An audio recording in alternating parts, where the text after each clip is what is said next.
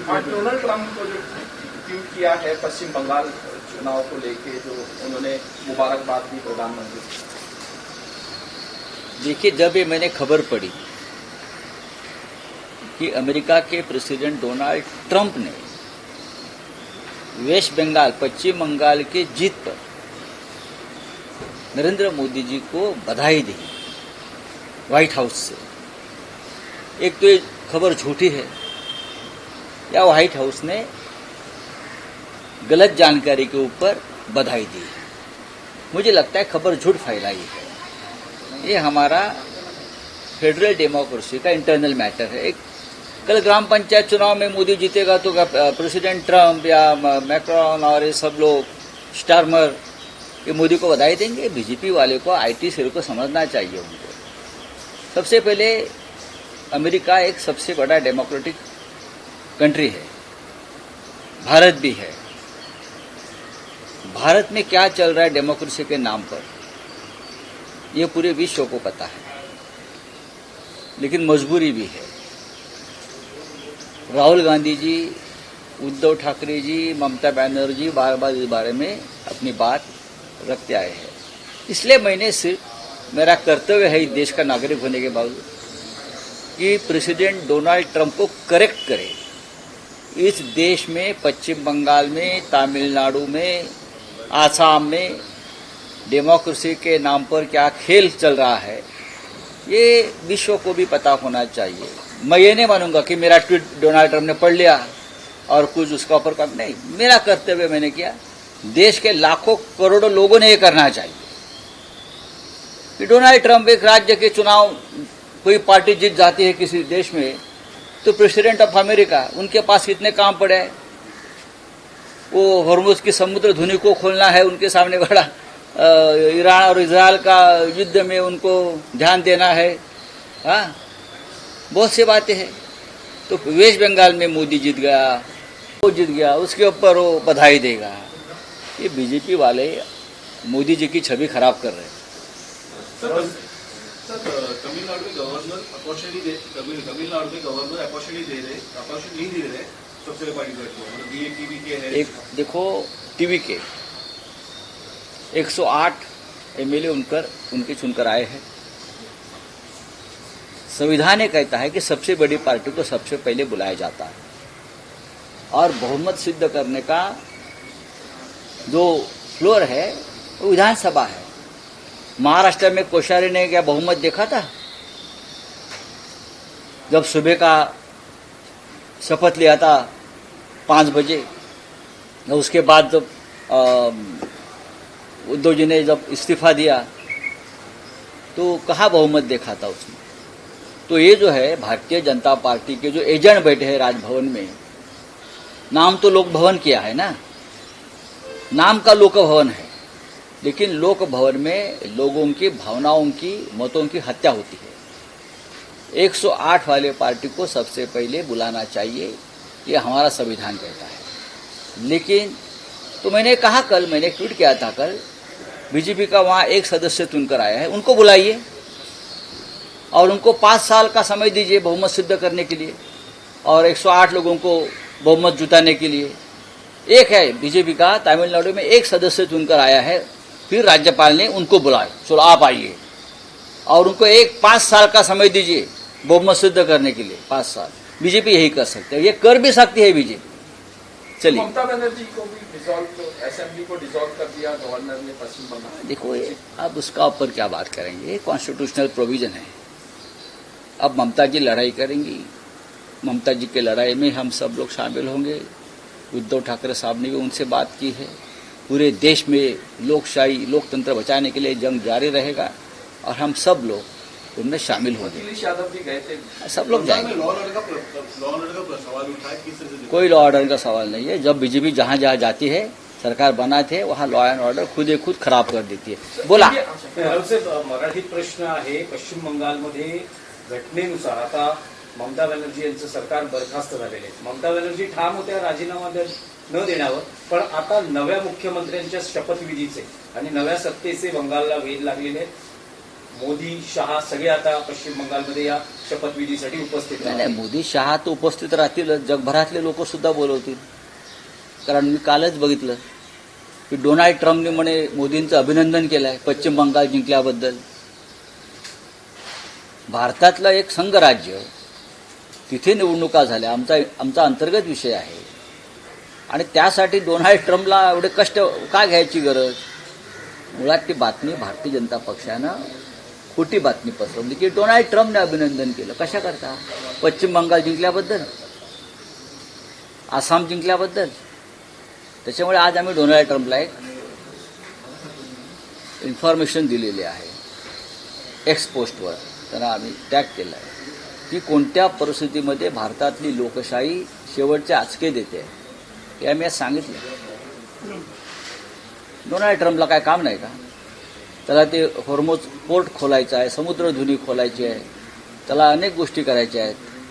आणि भारतामधल्या ग्रामपंचायत निवडणुका, जिल्हा परिषद निवडणुका, बरं, आणि महानगरपालिका निवडणुकात मोदी जिंकले म्हणून तिथून अभिनंदन करताय.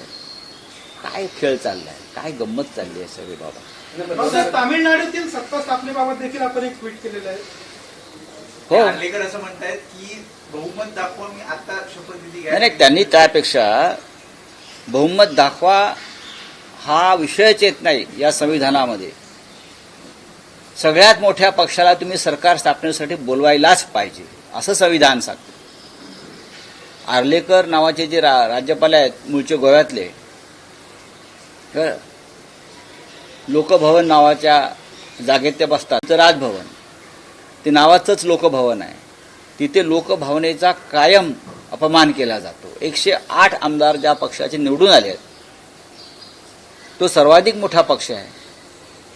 बाकीच्या इतर पक्षांना 60 किंवा 65चा आकडा सुद्धा पार करता आलेला नाही. आमची भारतीय घटना सांगते की सर्वात मोठ्या पक्षाला सरकार स्थापनेसाठी आमंत्रण द्यायला पाहिजे. त्यांना साधं बहुमत आहे हे पण सांगतोय.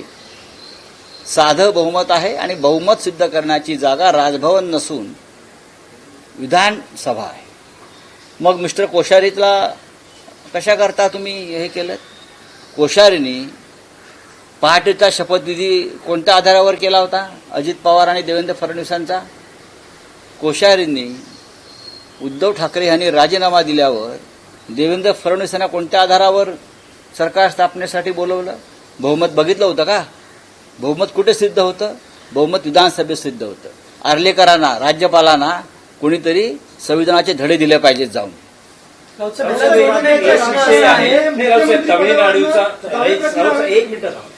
तमिळनाडूचाच विषय आहे. तमिळनाडूतले निकाल हे महाराष्ट्रातल्या प्रादेशिक पक्षांसाठी डोळ्यात अंजन घालणारे आहेत का? कारण टीव्हीके सारखा पक्ष 2 वर्षात 100चा आकडा पार करतो. पण महाराष्ट्रातले प्रादेशिक पक्ष, विशेष करून ठाकरे बंधू जो ब्रँड आहे, त्याला अजूनही एकदाही 100चा आकडा गाठता आलेला नाही.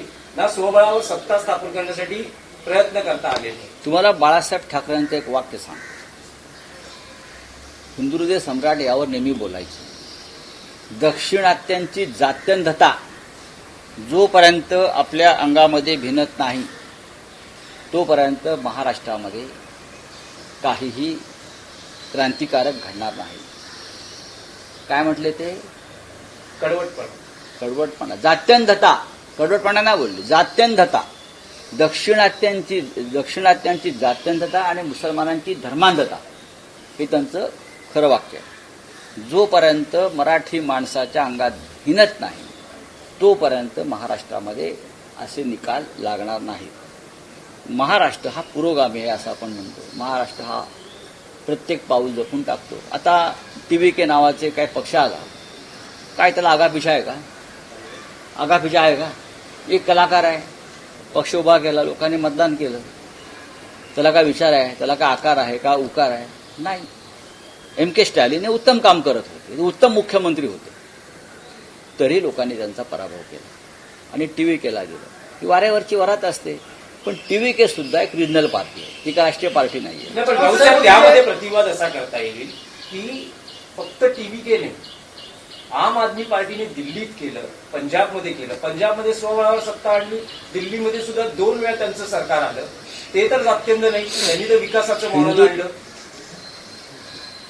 आपण इतिहास समजून घेतला पाहिजे. मिस्टर दिनेश दुखंडे, जेव्हा जेव्हा आम्ही स्वबळावर हिंदुत्वाच्या मुद्द्यावर लढण्याचा प्रयत्न केला, 1992च्या बाबरी पतनानंतर शिवसेनेची लाट संपूर्ण देशामध्ये होती. आम्ही देशामध्ये जवळजवळ लोकसभेच्या 80 जागा लढण्याचं निश्चित केलं होतं आणि आम्हाला खात्री होती त्यावेळेला महाराष्ट्रासह उत्तर प्रदेश, मध्य प्रदेश, राजस्थानमध्ये आम्हाला जागा तेव्हा आम्ही सहज जिंकू शकलो असतो. एवढे बाळासाहेब ठाकरेंचं वलय निर्माण झालं होतं. पण अटल बिहारी वाजपेयी यांचा फोन आला बाळासाहेबांना. त्यांनी बाळासाहेबांना विनंती केली, तुम्ही जर लढलात हिंदुत्वाच्या मुद्द्यावर, आज तुमचं प्रचंड वलय निर्माण झालं आहे, तर भारतीय जनता पक्ष आणि आपल्यामध्ये हिंदुत्वाची मतं विभागली जातील बाळासाहेब. तेव्हा बाळासाहेबांनी मोठ्या मनानं असं सांगितलं आम्हाला सगळ्यांना की आपण अटलजींचं मान्य केलं पाहिजे की आपल्याला भारतीय जनता पक्षाला हिंदुत्वाच्या मुद्द्यावर त्रास होईल भूमिका आपण घेता कामा नये. तेव्हा आमच्या देशभरामध्ये 25 ते 30 खासदार निवडून आले असते. असं वातावरण 92 साली होतं बाबरी पतनानंतर. बाळासाहेब ठाकरे हिंदुहृदय सम्राट म्हणून शिखरावर गेले होते. महाराष्ट्रामध्ये जर आम्ही भारतीय जनता पक्षाबरोबर युती केली नसती हिंदुत्वाच्या मुद्द्यावर, तर महाराष्ट्रामध्ये आम्ही स्वबळावर सत्तेत आलोच असतो. पण भारतीय जनता पक्षाला बाळासाहेब हिंदुत्वाच्या मुद्द्यावरती आपण एकत्र येऊ. जे उद्धव ठाकरे यांचं म्हणणं आहे, तुम्हाला आठवत असेल 25 वर्ष आमची युतीमध्ये कुजली आणि सडली, ते सत्य आहे. आम्ही जर स्वतंत्रपणे तेव्हा गेलो असतो तर आज महाराष्ट्रात दुसरं हिंदुत्व दिसलं नसतं, नकली. रावसाहेब, त्या विषयावर फक्त एकच प्रश्न आहे, त्यावर एकच प्रश्न आहे की 1966 साली बाळासाहेबांनी मराठी माणसाच्या न्याय हक्कासाठी शिवसेना नावाची सुरुवातीला बिगर राजकीय मराठी संघटना काढली. तशी महाराष्ट्राला आज एका अराजकीय मराठी संघटनेची गरज आहे असं तुम्हाला वाटतं का? त्याचं उत्तर देण्याचं सध्या ही जागा नाही आहे. पण मराठी माणसाच्या प्रश्नावरची आंदोलनं आणि भूमिका अधिक तीव्र व्हायला पाहिजे. काल नाशिकमध्ये मी स्वतः एका आंदोलनामध्ये उतरलो. आपल्याला माहीत असेल का उतरलो. नाशिकमध्ये मी स्वतः उठलो विश्रामगृहातून आणि आम्ही चालत कलेक्टर ऑफिसमध्ये घुसलो. आमच्या मागे लोक चालत आले. ही माझी भूमिका का होती? नाशिकमधल्या अमराठी बिल्डरांसाठी 5 गावातल्या मराठी शेतकऱ्यांच्या जमिनी जबरदस्तीनं ताब्यात घेण्याचा प्रकार काल सुरू झाला काही दिवसापासून. IAS अधिकारी पवन दत्ता, जो असिस्टंट कलेक्टर आहे, तो हातामध्ये दांडा घेऊन त्या घराघरात घुसून म्हाताऱ्या बायांना, महिलांना बेदम मारत होता, जखमी झाले. ही आमची जी तळमळ आहे ही मराठी माणसांवरती अशा प्रकारे अन्याय होऊ नये यासाठीच आहे. आणि ही तळमळ बाळासाहेब ठाकरेंच्या विचारातून आलेली आहे ना. दुसरी संघटना करून हेच करणार आहे ना. आम्ही ते करतोय ना गेले 60 वर्ष.